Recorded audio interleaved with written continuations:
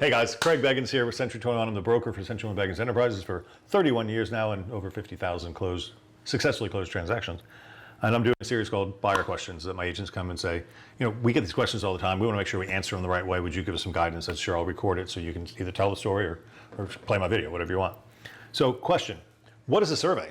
And why do I need one? I get it. We all want to save money, right? Survey is part of the closing procedure. The lender is going to require one. But there are certain circumstances where if the survey is not too old, you can actually use an old survey.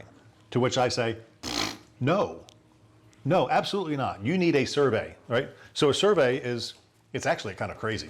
Surveyors, there's a bunch of surveying companies, they got all these cool tools and things and they measure, and there's benchmarks all over the subdivision or the area of your house, where your house is. So the surveyor comes out and they find a mark, and that's the first mark. And then from there, they've got guides in the field, and they'll shoot a transit, it's called, and they'll find the other point.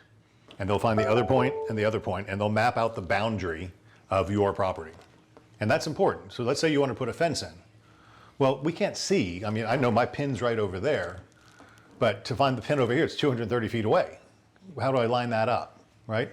So when I find the pins, because the survey tells me where they are, I can run a string, and then I can put a fence along that string line to make sure it's on my property, right? I just bought a piece of property in Brooksville, and I surveyed it, which was expensive. It was 2.5 acres, so it cost a lot more. But I found out the neighbor's fence was 25 feet onto my property, right? That's not fair. That's my property.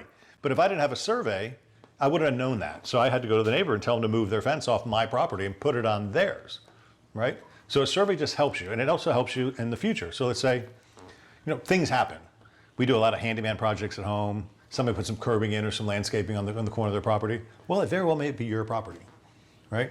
So what a survey is a piece of paper that a licensed surveyor goes and tags all the points, and they put the structures on where they are. They'll identify any easements that might be on the property that you want to know. You don't build in the easements because the county can come and rip up what you got and has no responsibility to put it back.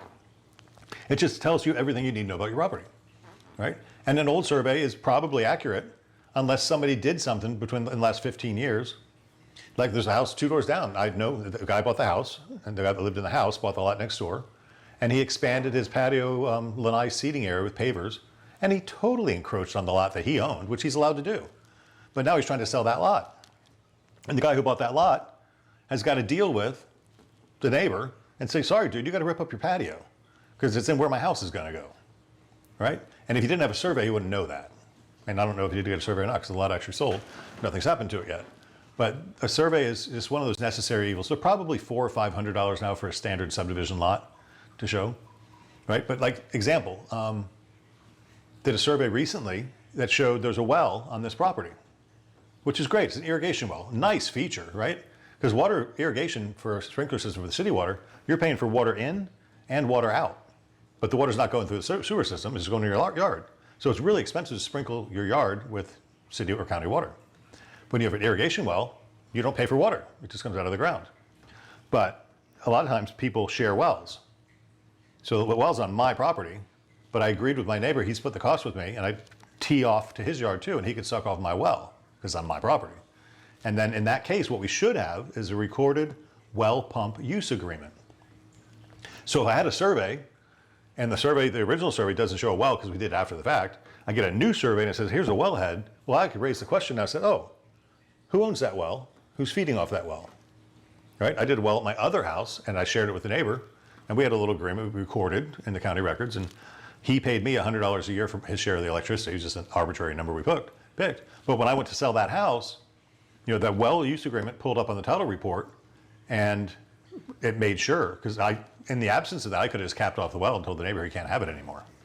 But there's little things like that. So a survey just alerts you to situations that may need to be addressed, and it's like a little mini insurance policy. So I told my agent, under no circumstance, almost no circumstances, should a buyer not get a new survey when they purchase the property. So I hope that helps, and I hope you take the advice, because it'd be sad if you didn't and it was a problem. So take that into the grain of salt. Thanks, guys.